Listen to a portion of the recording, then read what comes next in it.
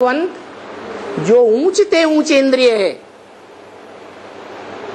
कर्म इंद्रियां हैं भ्रष्ट इंद्रियां, और ज्ञान इंद्रियां हैं श्रेष्ठ इंद्रियां, और उन ज्ञान इंद्रियों में भी आंख है सबसे श्रेष्ठ इंद्रिय।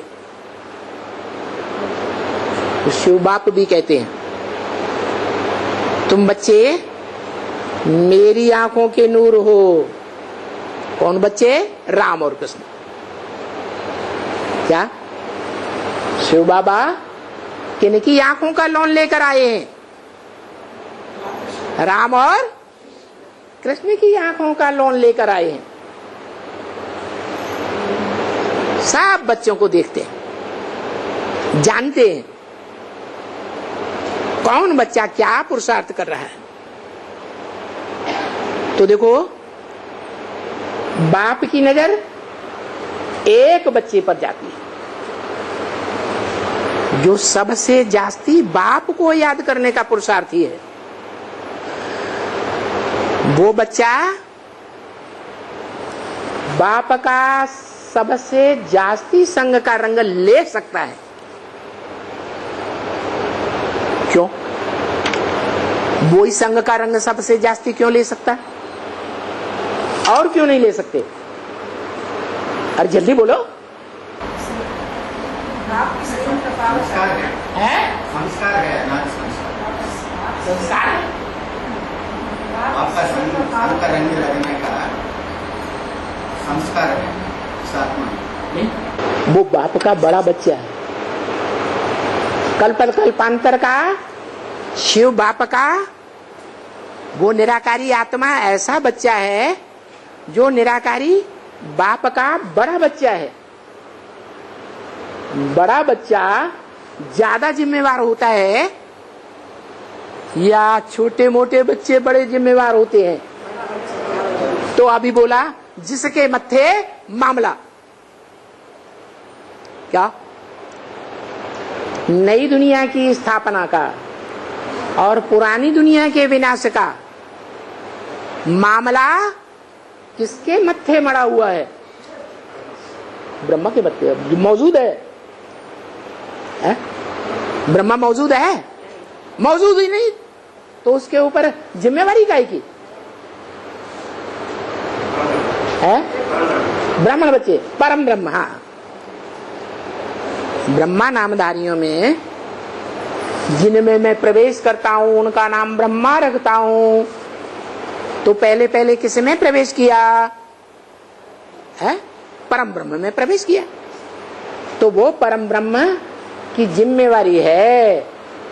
वो बड़े से बड़ा ब्रह्मा भी है और उसके अंदर ऊंचते ऊंच बाप है, जिस बाप का कोई बाप नहीं।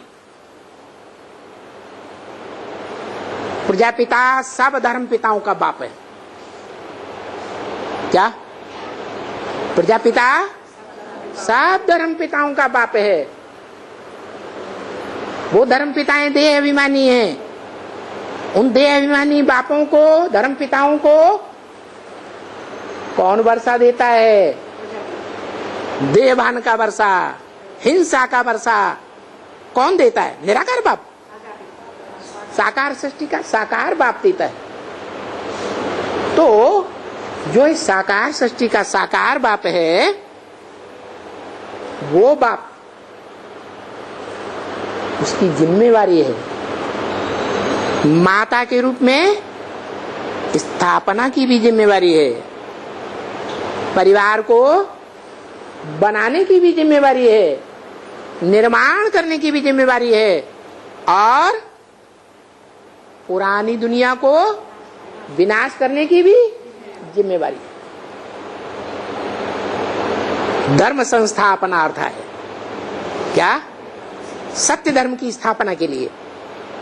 विनाशाय च दुष्कृतम, जो और दुष्ट धर्म है देह अभिमानी धर्म पिताओं के द्वारा स्थापन किए हुए, चाहे वो ब्रह्मा हो, चाहे वो इब्राहिम बुद्ध क्राइस्ट कोई भी हो, उन सबके धर्मों का विनाश, उनके सबके धर्मों में चलते हुए राज्यों का विनाश, राजधानियों का विनाश, धर्मखंडों का विनाश, ये उस बाप की जिम्मेवारी है, सत धर्म की पालना और असत धर्मों का विनाश। तो उसके मत्थे मामला, बोला ना मुरली में, किसके मत्थे मामला, किसकी जिम्मेवारी है? जो जानेगा अपनी जिम्मेवारी को उसके ऊपर जिम्मेवारी, या जो अज्ञानी है उसके ऊपर जिम्मेवारी? जिसको ये ज्ञान है क्या क्या कि स्वर्ग की दुनिया मेरी है तो नरक की दुनिया मेरी नहीं है क्या? स्वर्ग के देवताएं मेरे बच्चे हैं तो नरक की दुनिया के जो राक्षसी बच्चे हैं वो मेरे बच्चे नहीं है क्या? इसलिए भक्ति मार्ग में एक ही देवता शंकर है जिसको देवताएं भी मानते हैं और असुर भी मानते हैं। तो वो कहता है माम एकम याद करो। पुरुषार्थी रूप में बात नहीं है मुझे याद करो, मेरे संपन्न रूप को याद करो, जो संपन्न रूप आत्मिक स्थिति में भी संपन्न है और साकारी स्थिति में भी सबका बाप है। जैसे एक परिवार में परिवारजनों से पूछा जाए तुम्हारा बाप कौन है, तुम किससे पैदा हुए? छोटे बच्चे होंगे तो कहेंगे हमने मां से जन्म लिया। अरे मां जन्मदात्री है? मां में भी बच्चा कहां से आया? अपने आप आ गया? कहीं से आया ना? तो जो बीज बोने वाला है वो ही बाप है। ऐसे ही इस मनुष्य सृष्टि में, मनुष्य सृष्टि का बाप कौन है जिससे ये सारी मनुष्य सृष्टि निकलती है और महामृत्यु के टाइम पर सारी सृष्टि उसमें समा जाती है। झाड़ के चित्र के ऊपर बैठा हुआ है।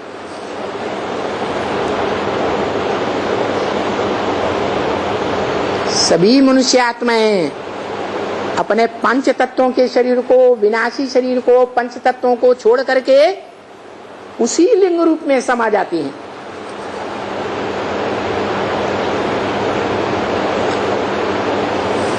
जो विनाश के काल पर आकर्षण करते हुए दिखाया गया है, उसी से सारी सृष्टि निकलती है और कल्प के अंत में उसी में सारी सृष्टि समा जाती है।